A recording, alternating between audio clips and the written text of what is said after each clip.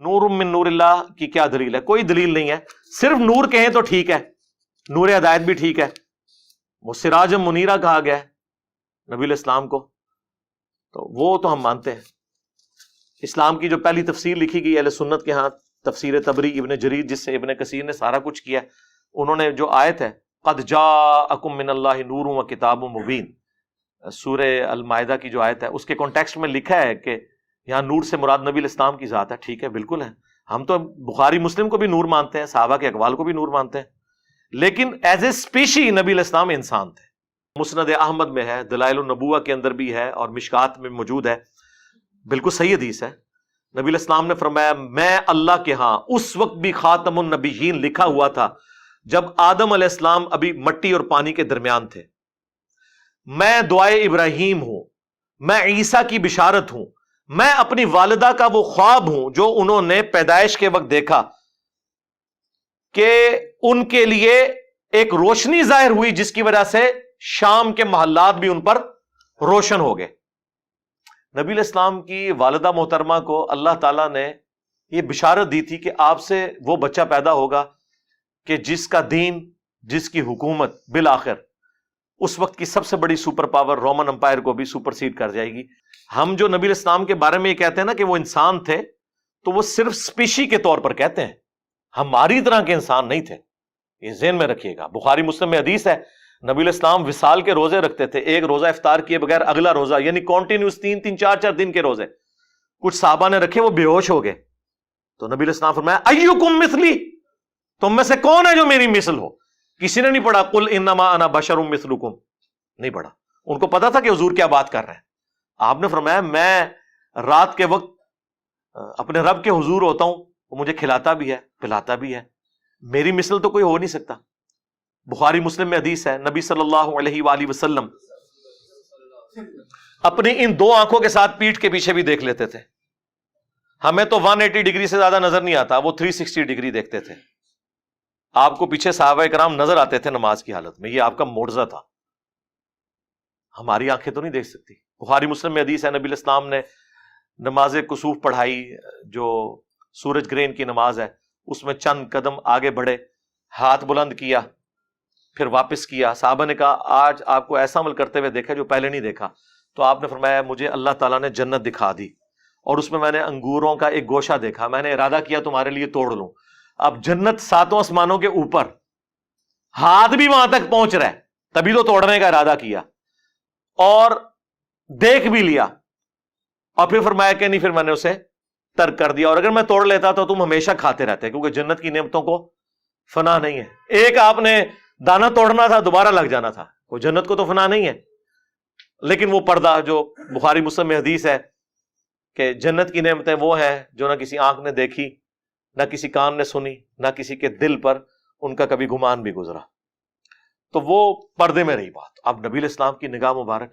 پھر بخاری مسلم میں حدیث ہے نبی الاسلام کے پسینے سے خوشبو آتی تھی، حتیٰ کہ آپ کا پسینہ لوگ عطر کے طور پر استعمال کرتے تھے، اپنی خوشبو میں ملاتے تھے، اور نبی الاسلام اسے انڈورس کیا کرتے تھے کہ ہاں تم یوز کرو. صحیح بخاری اور مسلم میں حدیث موجود ہے نبی الاسلام کا جو وضو کا بچا ہوا پانی، جب صحابہ کرام آپ ایک بڑے تھال میں وضو کرتے تھے نا، تو وہ تھال ضائع نہیں کیا جاتا تھا. وہ حضرت بلال جب باہر لے کے آتے تھے تو صحابہ کرام اس میں سے اپنے جسم کے اوپر تبرکن ملتے تھے.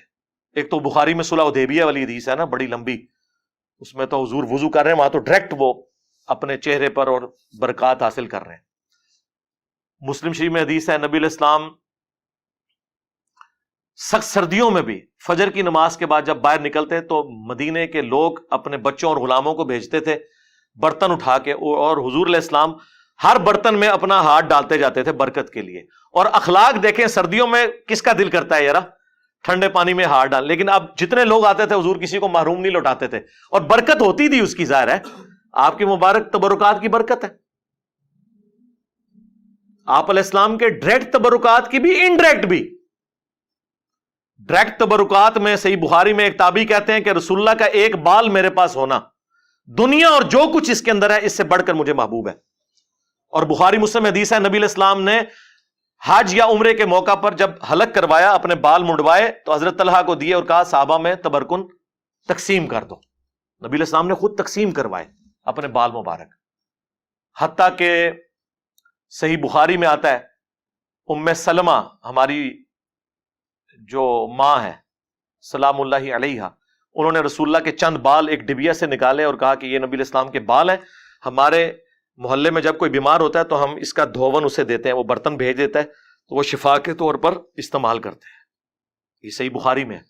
صحیح مسلم میں اسما بنت ابی بکر نے رسول اللہ کا کرتا نکالا کالے کلر کا کسروانی تیالسی جبہ جس پہ گوٹ بھی لگی ہوئی تھی، اور کہا کہ یہ نبی علیہ السلام پہنتے تھے، اور یہ سیدہ عائشہ کے پاس تھا اور ان کی وفات کے وقت میں نے ان سے لے لیا، وہ بڑی بہن تھی ان کی، اور ہم اس کا دھون مریضوں کو شفا کے لیے پلاتے ہیں. اب یہ کرتا تو انڈائریکٹ تبرک ہے، چلے بال تو آپ کہہ سکتے ہیں جسم کا حصہ ہے، کرتا تو جسم کا حصہ نہیں ہے، لیکن اس میں بھی تبرکات ہے. لیکن اس کی بنیاد پہ یہ آج کل کے بزرگ پیر حضرات اور کہتے ہیں یہ عبد القادر جیلانی کا بال ہے. یار حضرت ابو بکر عمر عثمان و علی کے بال کدھر ہیں؟ انہوں نے تو تبرکن کوئی جاری نہیں کیا ہے. اور یہاں 2014 کے دھرنے میں ڈاکٹر طلب قادری صاحب اپنا پسینہ پونچھ کے ٹیشو پیپر تبرکن دے رہے تھے اور پلی یہاں سے لیتے ہیں. الیاس قادری صاحب کتنا عرصہ اپنے منہ سے نکلی ہوئی ہڈیاں اور یہ باقی چیزیں لوگوں کو تبرکن تقسیم کرتے ہیں اور پلی یہاں سے لیتے ہیں. پھر جب ہم یہ کہتے ہیں کہ تم لوگوں نے یعنی عزتیں رسول اللہ کے نام پر اویل کی ہیں، لیکن پھر ڈاکہ مارا ہے ان کی عزت کے اوپر کہ تم نے وہ سارے پروٹوکول اویل کیے ہیں. کیا خلفائے راشدین بھی یہی کچھ کرتے تھے نبی علیہ السلام کی احادیث کی بنیاد کے اوپر؟ انس بن مالک کہتے ہیں میں نے آج تک، بخاری مسلم کے الفاظ ہیں، کوئی ریشم اور دباچ ایسی نہیں چھوئی کہ جو رسول اللہ کے ہاتھ سے زیادہ نرم ہو. اور آپ علیہ السلام کے ہاتھ کی خوشبو ایسی تھی گویا کوئی عطردان جو ہے وہ اپنی وہ صندوقچی کھولے تو اس میں سے وہ ساری ہوا اور فضا بنتی ہے. نبی علیہ السلام کے مبارک ہاتھوں سے ایسی خوشبو آتی تھی. مطلب یہ نہیں کہ آپ کی زندگی کو پیروں والی تھی تو اس لیے ہاتھ نرم تھے اتنے، نہیں، آپ نے تو بڑی ٹف لائف گزاری ہے. صحیح بخاری میں آتا ہے نبی علیہ السلام نے بھیڑ بکریاں بچپن میں چرائی ہیں. یہ اللہ نے معجزہ دیا تھا کہ آپ کے ہاتھ مبارک بہت نرم تھے. تو ہاتھ مبارک ہوں، آنکھیں ہوں، کان مبارک ہوں، تھوک مبارک کے تو کتنے معجزات ہیں بخاری مسلم میں کہ آپ نے لعاب دان ڈالا ہے کسی کھانے میں تو 10 کا کھانا جو ہے وہ 300 کو کفایت کر گیا. ٹھیک ہے. بخاری مسلم میں غزوہ حنین کے موقع پر بس ایک مٹھی بھری ہے زمین سے کنکریوں کی، 12,000 کا لشکر بھاگ گیا نبی علیہ السلام کے ساتھ جو تھا، صرف 80 بندے آپ کے ساتھ رہ گئے، اور آپ آگے بڑھ کر کہہ رہے ہیں انا النبی لا کذب انا ابن عبد المطلب، میں نبی ہوں اس میں کوئی شک نہیں، میں عبد المطلب کا بیٹا ہوں. اور پھر آپ نے یوں جب مٹھی ان کی طرف پھینکی تو ساروں کی آنکھوں میں جا کے وہ کنکریاں پڑی اور وہ اندھے ہو گئے اور مسلمانوں کو اللہ نے فتح دے دی. تو اس طرح کے معجزات. پھر بخاری مسلم میں حدیث ہے نبی علیہ السلام صلح حدیبیہ کے موقع پر جب پانی نہیں تھا، ایک برتن میں تھوڑا سا پانی جمع کیا صحابہ نے، آپ نے اپنی مبارک انگلیاں اس میں ڈالی. صحابہ کہتے ہیں پانی کے چشمے جاری ہوئے. جابر بن عبداللہ سے وہ تابعی پوچھتے ہیں آپ لوگ کتنے تھے؟ انہوں نے کہا ہم 1500 تھے. 1,00,000 بھی ہوتے تو پانی زیادہ تھا. 1500 نے پانی پیا، سٹور کیا، جانوروں کو پلایا. تب بھی وہ ایک کولے میں جو نبی الاسلام نے مبارک ہاتھ رکھا تھا نا، وہ پانی ختم نہیں ہو رہا تھا. وہ پتہ نہیں اللہ نے کیا اس کے ساتھ چین جوڑ دی. مسلم شریف میں حدیث ہے کہ حضرت عمر فاروق رضی اللہ تعالیٰ عنہ نے ایک سفر کے دوران حضور سے کہا کہ کھانے پینے کو کچھ نہیں ہے تو ہم کچھ جمع کرتے ہیں، آپ برکت کی دعا فرمائیں. تو ایک برتن لا کے رکھا گیا، آپ نے اپنا ہاتھ رکھا. اچھا یہ ذہن میں رکھیے گا، یہ کریشن ایکس نہیلو کبھی نہیں ہوئی ہے. جب بھی ہوا ہے نا تو یہ کہ کھانا تھا اس میں لعاب ڈالا، برتن تھا پانی والا اس میں ہاتھ ڈالا. زیرو سے کبھی سٹارٹ نہیں ہوا. یہ اللہ کی کوالٹی ہے. ہاں عدم ما سے وجود. چیزوں میں برکت وہ اللہ تعالیٰ مخلوق کے ذریعے کرواتا ہے. لیکن یہ ساری عقیدتیں نبی علیہ السلام کے ساتھ صحابہ کرام کی اس وقت تک تھیں جب تک نبی علیہ السلام دنیا میں تشریف فرما تھے. بخاری مسلم میں ہے کہ بارش نہیں ہو رہی، آ کے دعا کروائی ہے، بارش ہو گئی ہے. بخاری مسلم میں ہے کہ حضرت ابو ہریرہ یاداشت کا مسئلہ تھا، دعا کے لیے کہا، حضور نے یوں کر کے ان کی چادر میں ڈالا. اس کے بعد کہتے ہیں میں کوئی حدیث نہیں بھولا جب سے میں نے سینے لگائی. یہ معجزات ظاہر ہوتے تھے نبی علیہ السلام کے. صحیح بخاری میں آیا آپ علیہ السلام نے ایک صحابی کی پنڈلی ٹوٹ گئی, اپنا مبارک ہاتھ پھیرا, وہ کہتے ہیں اس طرح ہوگی کہ اس سے پہلے کبھی یعنی ٹوٹی ہی نہیں تھی. اب یہ سارے وہ معجزات تھے جو نبی الاسلام کی مبارک زندگی میں صحابہ کرام اویل کرتے تھے, لیکن جیسے ہی نبی الاسلام کی وفات ہوئی ہے آپ کی قبر پہ جا کے کبھی کسی نے نہیں مانگا, بلکہ اس کے الٹ ملتا ہے. صحیح بخاری 1010 نمبر حدیث ہے 1010. حضرت عمر کہتے ہیں انا کنا نتوسل الیک بنبینا, اے اللہ پہلے ہم تیرے نبی کے توسل اختیار کرتے تھے, تیری بارگاہ میں پیش کرتے تھے ان کو, وہ دعا کرتے تھے, ان کی دعا کی برکت سے بارش نازل ہوتی تھی.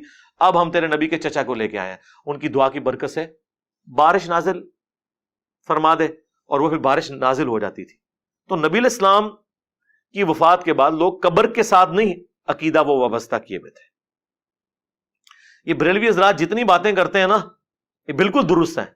میں اس لیے اکثر کہتا ہوں کہ رسول اللہ کی زندگی میں جو صحابہ کی حضور کے ساتھ عقیدت تھی وہ آپ بریلویوں میں دیکھ لیں, اور رسول اللہ کی وفات کے بعد جس طرح کی عقیدت ہونی چاہیے وہ آپ اہل حدیث کے اندر دیکھ لیں. چند ایک غلو والی چیزیں وہ الگ ہیں, وہ ہر جگہ موجود ہیں, وہ اختلاف اپنی جگہ, لیکن یہ نہیں ہوا کہ حضور کی قبر کی مٹی کو لے جائے سجدے شروع کر دے. ناٹ ایٹ آل, نیور, کبھی ایسی بات نہیں. حضور کی میت کے اوپر خطبہ دے رہے ہیں حضرت ابوبکر صدیق رضی اللہ تعالیٰ عنہ, بخاری میں کم از کم 4 جگہ ہے, اور کیا بول رہے ہیں, من کان یعبد محمدا فإن محمدا قد مات. آگاہ ہو جاؤ, جو محمد کی عبادت کرتا تھا وہ جان لے کہ محمد مر چکے ہیں, یہ وفات پا گیا. پاکستان میں تو احتیاط سے ترجمہ کرنا پڑتا ہے. تو وَمَن يَعْبُدُ اللَّهَ, اور جو کوئی اللہ کی عبادت کرتا تھا وہ جان لے فَإِنَّ اللَّهَ حَيٌّ لَا يَمُوتُ, اللہ زندہ ہے, اسے کبھی موت نہیں آئے گی. رسول اللہ کی میت کے اوپر نعتیں, درود شریف, آیت کریمہ کے ختم نہیں, توحید بیان ہو رہی ہے, اور یہ نبی علیہ السلام کی خوبی ہے.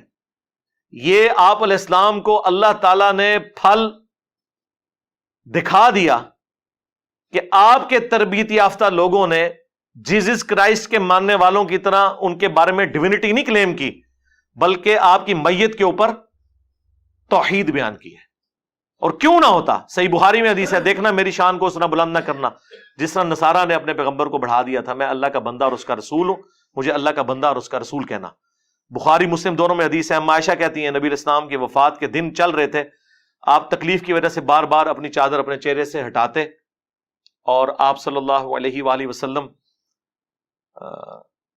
فرماتے ساتھ لعن اللہ الیہود والنصارى اتخذوا قبور انبیائہم مساجدا, اللہ کی لعنت ہو یہود و نصارہ پر کہ انہوں نے نبیوں کی قبروں کو سجدہ گاہ بنا لیا تھا.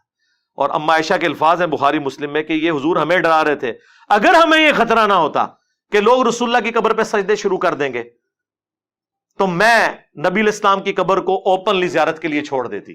یعنی وہ حجرے والا معاملہ ختم ہو جاتا, صرف یہ ڈر تھا کہ یہ کام نہ لوگ ڈالیں. بخاری مسلم دونوں میں حدیث ہے, نبی الاسلام کی 2 بیویاں ام سلمہ اور ام حبیبہ جو ہجرت حبشہ میں شامل تھی, وہ حضور کی بیماری کے دنوں میں, آخری دنوں میں کہہ رہی تھی جب ہم حبشہ گئے تھے ہم نے ماریہ نام کا گرجا دیکھا تھا, وہاں پر تصویریں تھیں. حضور اس تکلیف کے عالم میں بھی اٹھے اور انہوں نے کہا کہ یہی تو ان میں خرابی تھی, جب کوئی پیغمبر یا نیک آدمی فوت ہو جاتا تھا اس کی قبر پہ تصویریں لٹکا لیتے تھے, مسجدیں بنا لیتے تھے, اور وہ سارے معاملات شروع کر دیتے تھے. قیامت کے دن یہ لوگ بدترین مخلوق بنا کر اٹھائے جائیں گے. باقی قبر رسول اس پلانٹ ارتھ پہ اللہ تعالیٰ کی تجلیات کا مرکز ہے, شاہر اللہ میں سے ہے, اس کی حاضری نفلی عبادات میں افضل ترین عمل ہے.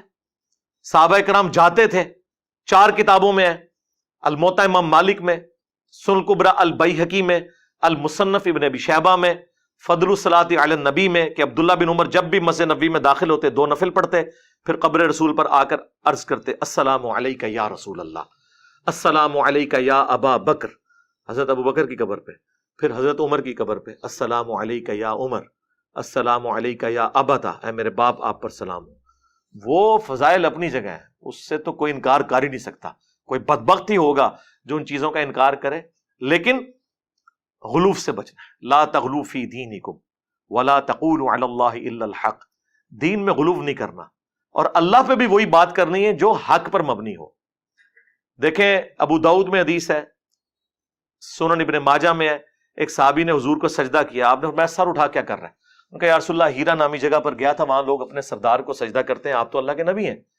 آپ نے فرمایا جب میں فوت ہو جاؤں گا اور تم میری قبر سے گزرو گے، کیا میری قبر پہ بھی سجدہ کرو گے؟ کہا نہیں یا رسول اللہ. تو فرمایا پھر مجھے کیوں سجدہ کر رہے ہو؟ اگر میں سجدہ جائز سمجھتا تو بیویوں سے کہتا کہ اپنے خامدوں کو سجدہ کریں اس حق کے سبب جو اللہ نے ان کو دیا ہے. اب انہوں نے نہیں آگے سے کہا یا رسول اللہ میں تو عشق میں کر رہا ہوں، عشق دے چلے نمبر لے گئے. اور اس سے بڑھ کر حضرت آدم کو بھی تو فرشتوں نے کیا تھا، ہم آپ کو کیوں نہ کریں؟ لاجکس تو بناتے ہیں نا اس طریقے سے، کرولریز بناتے ہیں. خصوصاً آپ بریلویوں کو دیکھیں گے، اہل تشیع کو دیکھیں گے، وہ کیسی کرولریز بناتے ہیں. جی ادھر یہ ہو گیا تھا، ادھر کیوں نہیں ہو گیا؟ اس طرح آپ کریں گے تو کل کو آپ نبی الاسلام کے والد کا بھی انکار کر دیں گے کہ چونکہ حضرت عیسیٰ بغیر باپ کے پیدا ہوئے تھے اور یہ حضرت عیسیٰ کی بہت بڑی فضیلت اور معجزہ قرآن میں رپورٹ ہوا ہے، ہم بھی اپنے نبی کے والد کے ہونے کا انکار کر دیں گے. نہیں یار، خدا کے لیے رسول اللہ کی فضیلت سب سے بڑی یہی ہے کہ آپ خاتم النبیین ہیں. ہاں، اس کے بعد کسی اور فضیلت کی ضرورت ہی نہیں ہے. یہ اتنی بڑی فضیلت ہے کہ اس فضیلت کی برکت سے امت کو یہ کام ٹرانسفر ہو گیا. کنتم خیر امت اخرجت للناس تأمرون بالمعروف وتنہون عن المنکر وتؤمنون باللہ. تو بات کہاں سے کہاں چلی گئی؟ نبی الاسلام کے حوالے سے چونکہ ڈسکشن تھی اس لیے میں نے اب ربیع الاول کا تقاضا ہے میں اس پہ بولا.